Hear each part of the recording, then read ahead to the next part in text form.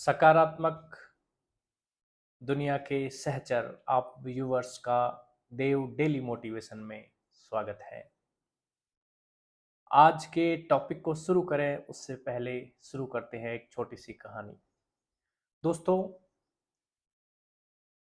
एक modern technology का सबसे मजबूत जहाज तैयार किया जाता है जिसके अंदर सभी सुरक्षा मानकों का ध्यान रखा गया है। उस जहाज को बंदरगाह पे खड़ा किया जाता है और एक पायलट को वह जहाज कैप्टन को चलाने के लिए दिया जाता है। बंदरगाह में जब जहाज खड़ा रहता है तो उस दौरान वह कैप्टन कहता है कि मैं इस जहाज को लेकर के आगे नहीं बढ़ूंगा क्योंकि यह जहाज डूब सकता है। वह आगे कहता है कि टाइटैनिक भी इसी तरह विश्व का सबसे बेहतरीन जहाज था और एक दिन वह पानी में समा गया। तो कहीं ऐसा ना हो कि मैं इस विश्व के बेहतरीन जहाज को लेकर के आगे बढ़ूं और यह भी पानी के अंदर समा जाए। एक तरफ विश्व का सबसे टेक्नोलॉजी और मजबूती में सबसे बेहतरीन जहाज, दूसरी तरफ वह बंदरगाह पे खड़ा है और वह आगे नहीं बढ़ रहा है। इस संबंध में आप क्या कहना चाहोगे? क्या उस जहाज को वहीं रुक जाना चाहिए? क्या उस जहाज को खुले समुद्र के अंदर उतरना चाहिए? दोस्तों, आप भी यही कहोगे कि निश्चित तौर पे बंदरगाह पर जहाज सबसे ज्यादा सुरक्षित होता है, लेकिन जहाज बंदरगाह पे रहने के लिए नहीं बनाए जाते, बल्कि वह विस्तृत खुले सिंधु के अंदर उताल तरंगों के बीच में झूलते हुए यात्रा करने के लिए बनाए जाते हैं। दोस्तों, यह बात सिर्फ बंदरगाह पर खड़े जहाज की नहीं, हम सब की है। भगवान ने, ईश्वर ने हमें उच्चतम योग्यताओं और क्वालिटी के साथ में बनाया है, लेकिन कई बार हमारे सबके जीवन में ऐसी परिस्थिति आती है कि हम जब भी कोई नया काम, पढ़ाई, इंटरव्यू, बिजनेस, नए व्यक्ति से मिलना, ऐसी चीजें करते हैं तो हमारे अंदर असफलता का भय कई बार हमें लगता है।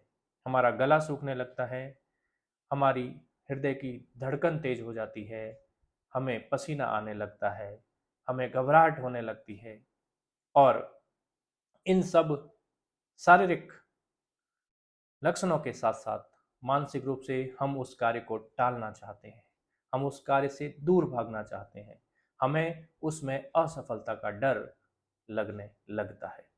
जी हाँ दोस्तों, मैं आज बात कर रहा हूँ फियर ऑफ फेलियर, असफलता के डर की, जो कई व्यक्तियों को एकदम से फ्रीज कर देता है, एक कदम भी वह आगे नहीं बढ़ा पाते हैं। जहाँ तक इस टॉपिक की बात है, यह एक नेचुरल प्रोसेस है। हम सब जानते हैं और कहा भी जाता है कि गला सबका सूखता है, डर सबको लगता है, लेकिन डर के आगे जीत है। पर यह इतना आसान है नहीं। इसलिए स्टेप बाय स्टेप समझते हैं दोस्तों कि फियर ऑफ फेलियर से बाहर कैसे आए। इस आगे बढ़ने से पहले एक छोटी सी कहानी और। एक विद्यालय के अंदर एक छोटा सा बच्चा बास्केटबॉल खेल रहा होता है और उसको ऑब्जर्व करता हुआ कोच उसके पास आता है और उसको खींच करके मैदान से बाहर कर देता है और उसको कहता है कि तुम बास्केटबॉल में अच्छे नहीं हो, तुम बास्केटबॉल नहीं खेल सकते। दोस्तों, आप और हम उसकी जगह होते तो क्या करते? क्या हम उसी समय मैदान छोड़ देते?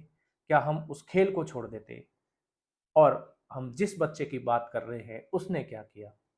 उस बच्चे ने पुनः अगले दिन फिर उस खेल को खेलने की कोशिश की और वो निरंतर कोशिश करता रहा और इस मुकाम पे पहुंचा कि दुनिया उसे बास्केटबॉल में विश्व के सबसे महानतम प्लेयर जॉर्डन के रूप में, माइकल जॉर्डन के रूप में जानती है।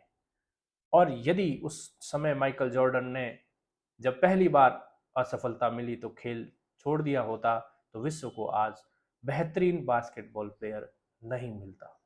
तो दोस्तों, सारतः डर असफलता का सबको लगता है और असफलताएं सबके जीवन में आती ही है, यह सार्वभौमिक सत्य है। आइए स्टेप बाय स्टेप समझते हैं फियर ऑफ फेलियर से बाहर आना कैसे संभव है।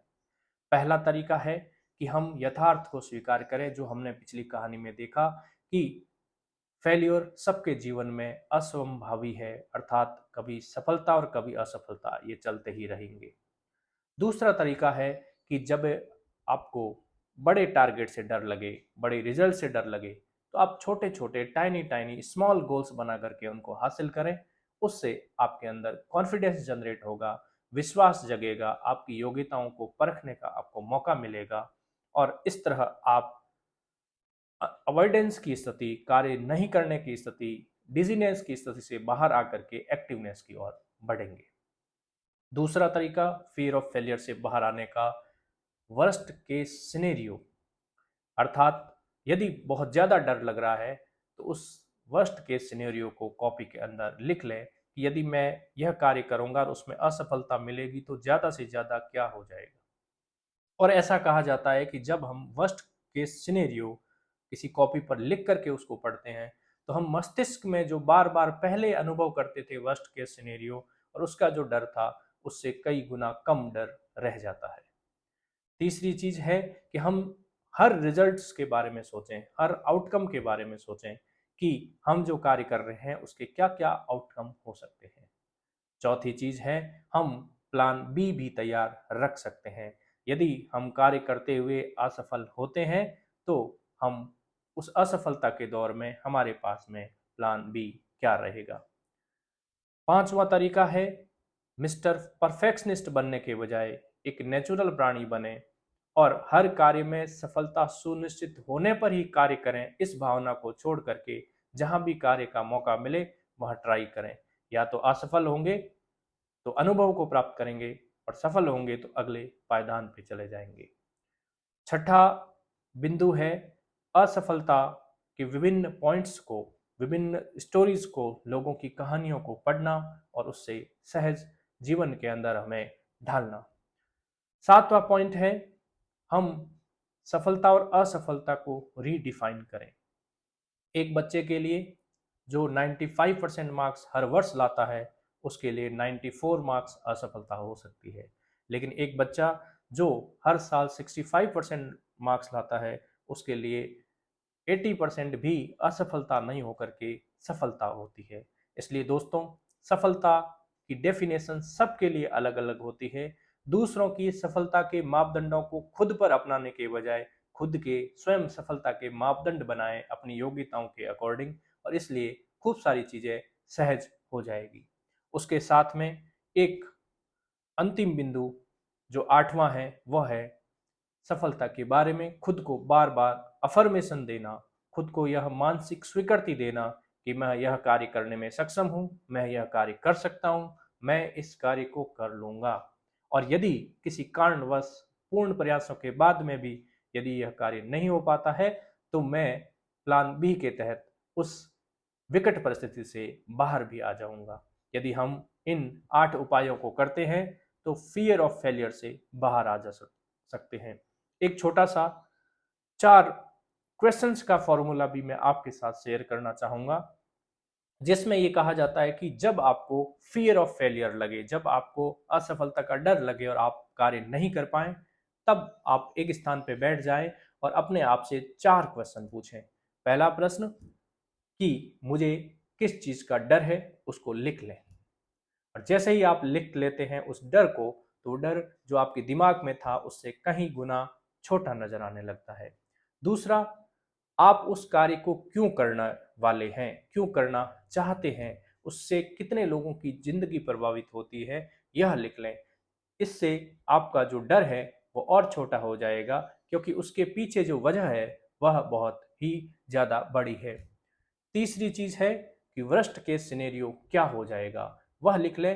और चौथी चीज है कि यदि मैं सफल हुआ तो क्या हो जाएगा, उसको विजुलाइज कर ले। इस प्रकार दोस्तों, डर को लिख करके और जो कार्य क्यों करने वाले हैं उसको लिख करके, यदि वर्स्ट केस में क्या हो जाएगा उसको लिख करके, और हम सफल हो गए तो दुनिया कितनी बदल जाएगी, किस मकाम को हासिल कर लेंगे, इसको लिख करके इन 4 बिंदुओं का स्टेप बाय स्टेप उपयोग करके भी हम फियर ऑफ फेलियर से बाहर आ सकते हैं।